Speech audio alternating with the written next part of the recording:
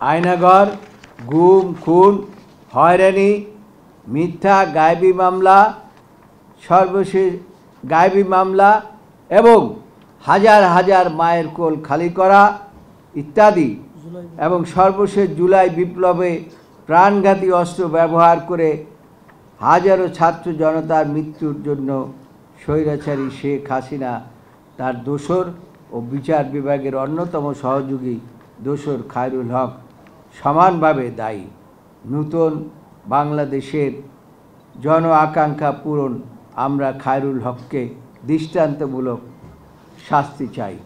বন্ধুগণ, আপনাদেরকে এই মুহূর্তে আরেকটি বিষয় স্মরণ করিয়ে দিতে চাই।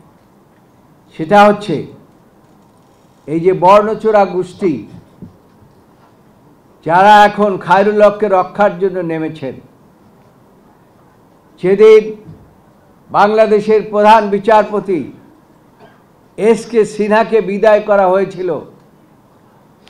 সেদিন আমরা তাদেরকে আহ্বান করেছিলাম, আসুন আমরা সকলে ঐক্যবদ্ধভাবে এটা প্রতিহত করি।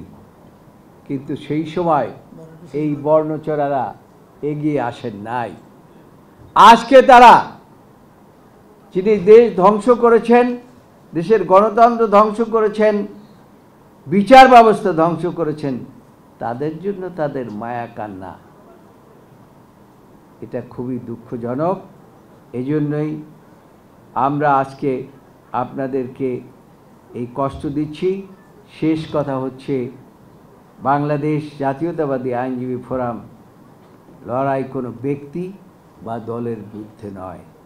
আমাদের লড়াই প্রিয় মাতৃভূমি বাংলাদেশের স্বাধীনতা ও সার্বভৌমত্ব রক্ষা, গণতন্ত্র প্রতিষ্ঠা, বিচার বিভাগের স্বাধীনতা ও মর্যাদায় সমুন্নত রাখার লড়াই।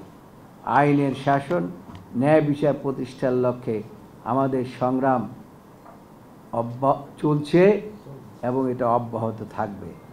পরিশেষে বিচার বিভাগের মর্যাদা সমুন্নত রাখার এই লড়াইয়ের পাশে থাকার জন্য বিজ্ঞ আইনজীবী এবং আপনারা যারা সাংবাদিক, আপনাদের সাংবাদিক বন্ধুরা, আপনাদেরকে আমরা পেতে চাই এবং আপনাদেরকে এতক্ষণ আপনারা আমাদের বক্তব্য শুনেছেন, এজন্য আপনাদেরকে ধন্যবাদ জানাই।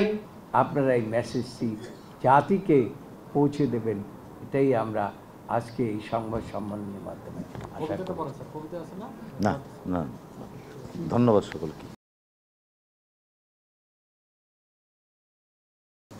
আপনাদের সকলকে ধন্যবাদ।